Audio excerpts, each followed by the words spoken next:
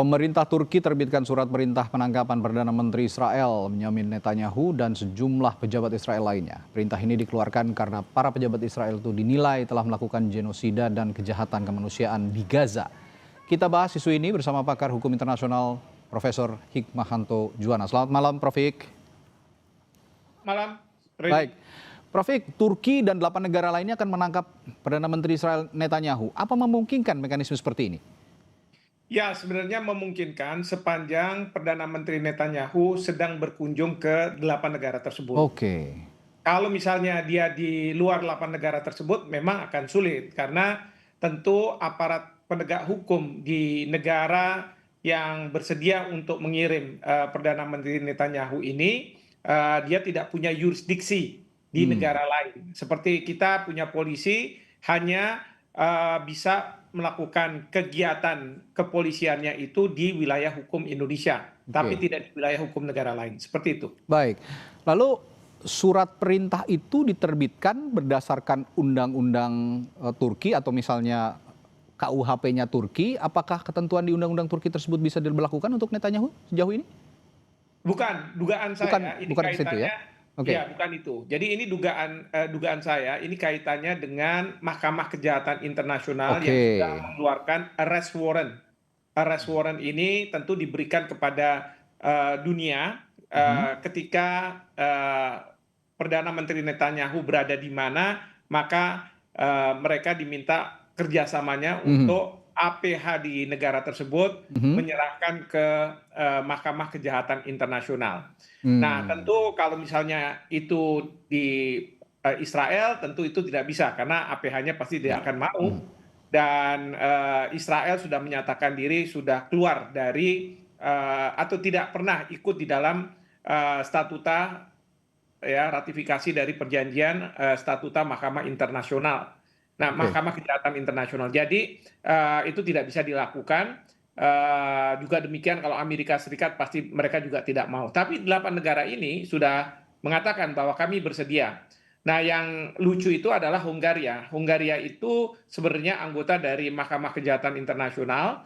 Namun ketika Perdana Menteri Netanyahu datang ke sana, mhm, itu tidak dikirim. Dan di situ kalau saya tidak salah Menteri Luar Negeri Jerman merasa dirinya malu karena negara-negara Uni Eropa adalah negara-negara yang ikut meratifikasi Mahkamah Kejahatan Internasional, bahkan mendorong negara-negara seperti kita Indonesia untuk masuk di situ. oke.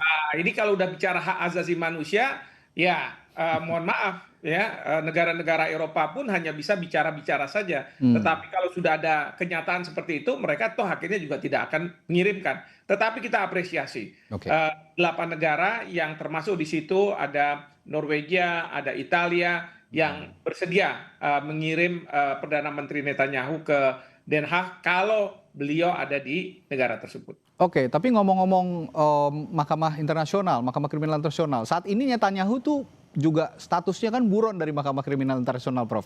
Tapi masih melenggang. Analisis Anda soal ini bagaimana? Oh iya, karena ini kan Mahkamah Kejahatan Internasional Oke. meminta aparat penegak hukum untuk bisa menghadirkan Netanyahu di Den Haag untuk kemudian dilakukan interogasi dan lain sebagainya sampai kemudian adanya nantinya penuntutan. Tetapi ingat, karena Netanyahu ini kepala pemerintahan, Mhm. maka dia merasa bahwa dia tidak perlu memenuhi panggilan tersebut. Ini berbeda dalam konteks hukum nasional ya. Oke. Karena kalau dalam hukum nasional ada upaya paksa. Jadi kepolisian bisa memaksa orang yang dipanggil tapi tidak mau hadir untuk kemudian dipaksa untuk hadir. Nah, ini dalam konteks hukum internasional memang yang saya selalu sampaikan, hukum yang berlaku adalah hukum rimba, Mhm. siapa yang kuat dialah yang menang. Nah, saat Oke. sekarang ini Netanyahu merasa dia di atas angin dan Ya. dia merasa di atas angin karena dapat dukungan dari Amerika Serikat seperti itu. Nah, ini bicara soal Amerika Serikat. Artinya Anda juga ingin mengatakan bahwa Israel dengan posisinya saat ini yang dalam tanda kutip kekeh begitu ataupun juga punya sikap yang sedikit keras kepala, setidaknya ini juga di latar belakangi dengan dukungan Amerika Serikat, begitu, Prof?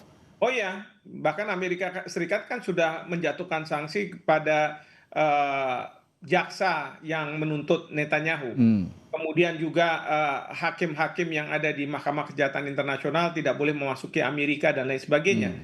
Jadi justru ada hal-hal yang seperti ini. Bahkan yang sekarang ini seperti Turki yang tadinya siap untuk mengirim Oke. ISF, pasukan ISM, oleh Israel malah dicegah.